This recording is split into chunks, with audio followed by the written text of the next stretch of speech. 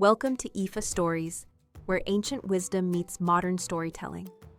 Step into the sacred world of Ifa, the Yoruba spiritual system, where every tale carries the power of divination, destiny, and deep cultural insight.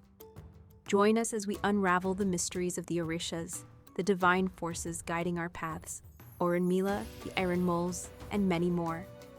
Each story is a bridge between the past and the present, weaving timeless lessons that inspire, enlighten, and transform. Embrace the wisdom, honor the tradition, and journey with us into the heart of Ifa. Subscribe now and let the stories guide you. Ojúàní Méjì divined for two brothers, Fèfè and Ale.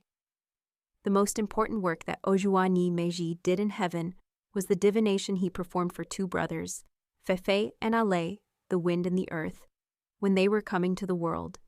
He advised them to make a sacrifice so that they would earn the respect of everyone on earth. Both were told to make a sacrifice with a palm leaf, a parrot feather, and a sheep to their guardian angels, and to each give a goat to Isu. Ale was very calm, patient, and a very good listener.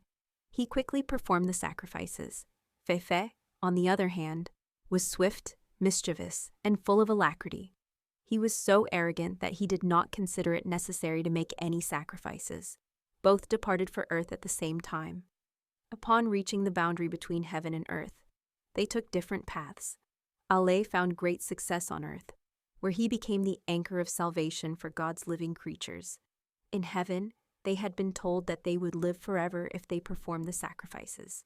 Since Ale was the only one who did so, it turned out that every plant or animal that came into the world first had to show him respect by touching the ground with their head. Fèfè, on the other hand, could not live a peaceful life on earth. His existence was fleeting because he dedicated himself to going back and forth between heaven and earth. This is why the earth has a stable and permanent existence, while the wind is not only invisible but has no known form of existence. Its presence can only be felt, not seen.